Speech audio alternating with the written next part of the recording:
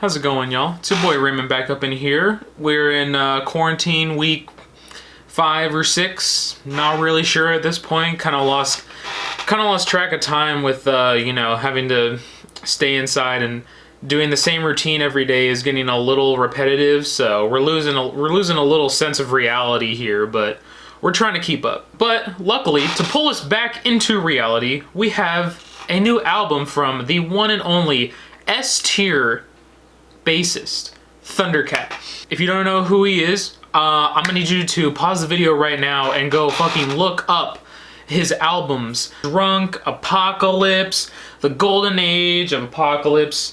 All these albums are great, okay? All these albums are fantastic, especially Drunk. Drunk was kind of what put Thundercat on the scene for me, with features like Kendrick Lamar on there, you know, throwing in a lot of hip-hop influence while also sticking to the sort of funky fusion funk R&B sound that he always provides on every one of his albums, mainly because he is a bassist and he does play with the band, so, you know, perfect combo.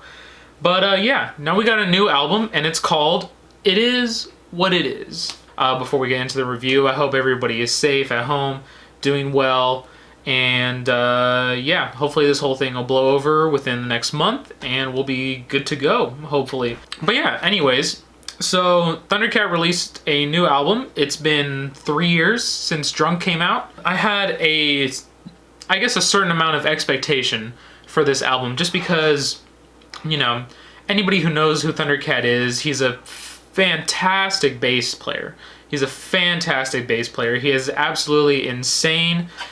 He's got insane chops with chords. He knows really good arpeggios, and he's had a lot of experience in the game. And he's been mentored by a lot of really good musicians in the past. I had some amount of expectation coming off of Drunk. I knew that we weren't going to get maybe as much of a sound just based off of the singles that he dropped. I knew we weren't going to get exactly a similar style that we got off of Drunk, but I knew it was still going to be, you know, fusion, funky, a little bit of hip-hop and R&B thrown in there, you know, as he usually does. And I feel like we definitely got that. Honestly, I feel like we really did. The initial song, Lost in Space, it's like the opener that's sort of supposed to put you into the mindset of what the album really sounds like. This whole fusion-y, retro, fusion funk kind of texture that's going to be put over everything, and then he's just going to be in the background wailing away at the bass while you've got all of these really cool synth patterns and synth chords going on over on top of it. And then, of course, you know, his well-known high-pitched vocals that are always sprinkled in there about random crap. Usually it's like anime or cats sometimes, or women even a lot of the time. I was super happy with the sound that was coming out of this whole album, specifically the way that some of the shorter tracks, I feel like the shorter tracks really are there to really showcase his bass talent. And that was kind of the similar way that Drunk was kind of formatted as well. A lot of the shorter songs that are always only between like 1 to 2 minutes long, a lot of those are really put in there so that he can showcase like his ability just going ham on bass. A lot of them are just really funky grooves, you know, super typical Thundercat stuff that we heard off of Drunk. You know, you got like the, you know.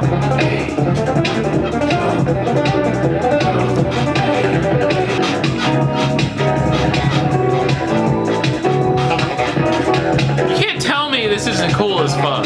A lot of this is just like a certain mixture of like super good funky fusion funk, a little bit of a Kamasi Washington vibe going on, you know. That's always kind of been his style, especially since they did collab on a few projects like Kendrick Lamar's To Pimp a Butterfly and stuff like that, so he probably has great influence from Mr. Kamasi. I understand Thundercat's style, you know, he's just like a bassist, he just wants to go ham. He's really random, and the way that he expresses himself lyrically and also I guess kind of musically is that he just puts whatever is on his mind, he just puts it on the page and then just kind of like says it but in a harmonizing way. And that's how we get those hilarious lyrics like in Friend Zone off of Drunk and stuff like that. Or even off of on here, even off of Dragon Ball Durag. I may have cat fur all over me, but I still smell good.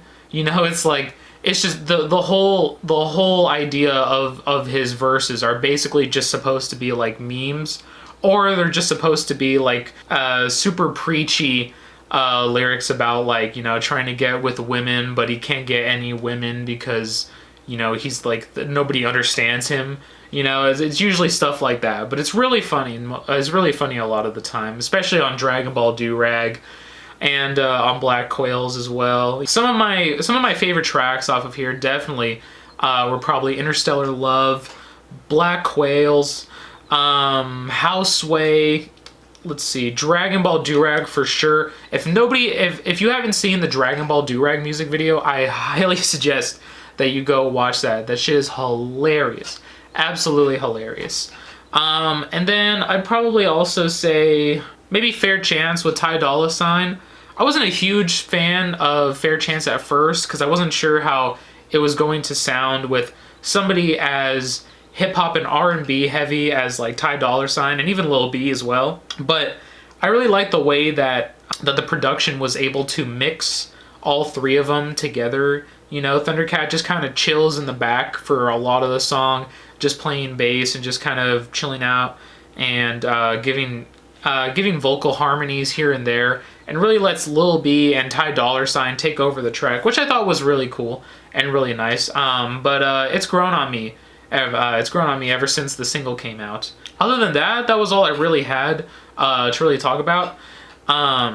The only thing that is sort of keeping me away from giving this like anything like a 9 or even like a 10, obviously, is that the way that the opening intro sets the whole album up to be, the theme of it isn't really consistent, if that makes any sense. You know, we got like the intro where it's like Lost in Space and then Great Sky, you know, you got the Back to the Future reference and whatnot. And it sort of is supposed to paint this picture of like a spacey fusion kind of, you know, funk sound, basically, right? But I don't really feel as if it's like kind of consistent throughout the whole thing. Like even Black Quails doesn't really sound like super, you know, spacey or futuristic or anything like that. Black Quails sounds like a song that Earth, Wind and Fire would have done like 40 years ago. You know, it sounds, it doesn't mean that it sounds bad, but I mean that just, I don't like how the theme of it isn't super consistent throughout the whole album. There are songs that do take from like the space vibe that he was trying to introduce in the opening. Like the secondary song, Interstellar Love, is absolutely gorgeous. It's basically just a pure jazz song. But other than that, I that was one thing that I didn't really like, is how the theme wasn't super consistent throughout the entirety of the album. But other than that, from the musical and production aspects of it, absolutely beautiful mixing, especially really highlighting the bass parts, obviously, since Thundercat was playing all of them, you know, really highlighting the bass parts, but also keeping the production style of it and the beats pretty consistent as well, keeping a very fusion-y funk sound that we usually get from Thundercat. So I thought the production and I thought the musicality of the album was really well produced and sounded amazing. Honestly, that's all I really had to say about it.